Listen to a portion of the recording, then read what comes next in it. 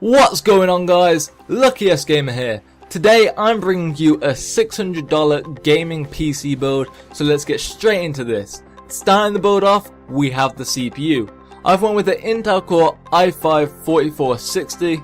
It's clocked at 3.2 GHz and it's a quad core processor.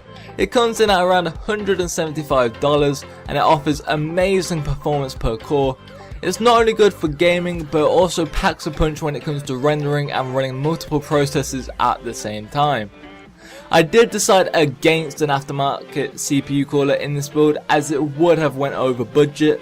However, I would recommend getting one as soon as you can, as they do keep your CPU nice and cool. I'd recommend the Hyper 212 Evo as the perfect choice for a budget build because it's cheap and efficient whilst not skimping on performance. You can buy the CPU cooler for around $30 and it offers unbeatable performance at this price. Moving on to the motherboard, I chose the Asus Z87 Plus ATX LJ1150 motherboard. It comes in at around $60, which is a great price for what you get. This motherboard has all of the necessary ports and features you will need in a gaming PC, including 4 RAM slots, 2 PCI Express 3.0/2.0 slots for the graphics card, and 4 USB 2.0 ports. It's from a reliable brand and is the perfect motherboard for our budget. Next up is the RAM. I went with some Corsair Vengeance. I went with 2 4GB sticks for a total of 8GB overall. For gaming, you currently don't need any more than 8GB of RAM, and because it is 2 sticks of RAM, we can take advantage of dual channel, which makes our RAM even faster. The Corsair Vengeance comes in at around $35, which is a great price for what you get. For the storage, I decided to go with a Western Digital Caviar Blue 1TB hard drive. It's one of the most used hard drives within the gaming community, and for good reason. Not only is it fast, but with a terabyte of space you can store all your games, music, videos, the operating system, every file you want onto it, and 1TB is almost needed nowadays in gaming rigs as games are becoming larger and larger. The Western Digital Caviar Blue comes in at a measly $50. Moving on to the graphics card, I went with the MSI GeForce GTX 750 Ti 2GB Twin Frozen Edition video card. You can pick this up for around $130 and it is the perfect card for a budget gaming build. Not only does it offer amazing performance in gaming, being able to play most games at medium to high settings and even some on ultra settings at 1080p resolution.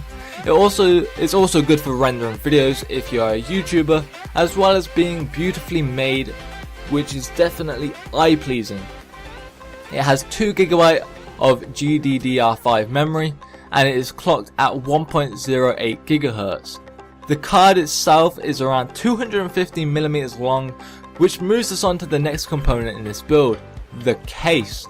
So for the case, I've went with the Deepcool Tesseract BF ATX mid-tower case.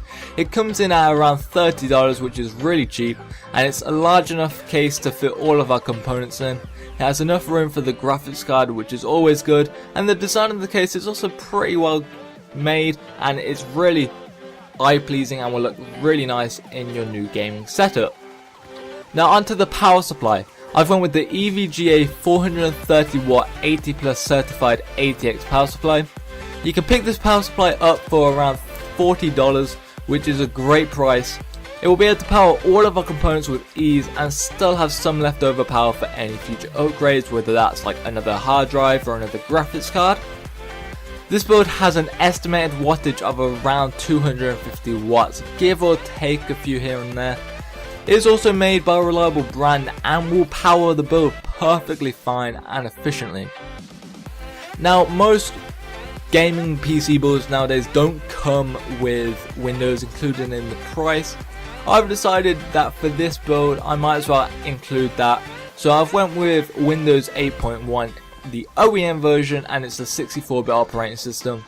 It provides us with every feature you need, and it was basically the cheapest copy of Windows I could find, and I'm sure you can get cheaper, but this one came in at around $85. But if you did some hard searching, you probably could find it cheaper on various websites. The entire build comes in at around $604, which is perfect for a $600 budget build. I will leave a link down in the description below where you can find all of the parts in this build. So that's it from me guys, thanks for watching, and if this video helped you out or you enjoyed it, then don't forget to hit that like button, leave a comment down below if you guys have any questions, and as always, slap that subscribe button to stay up to date with the latest content, and enjoy the rest of this gameplay. Not too much left, but peace.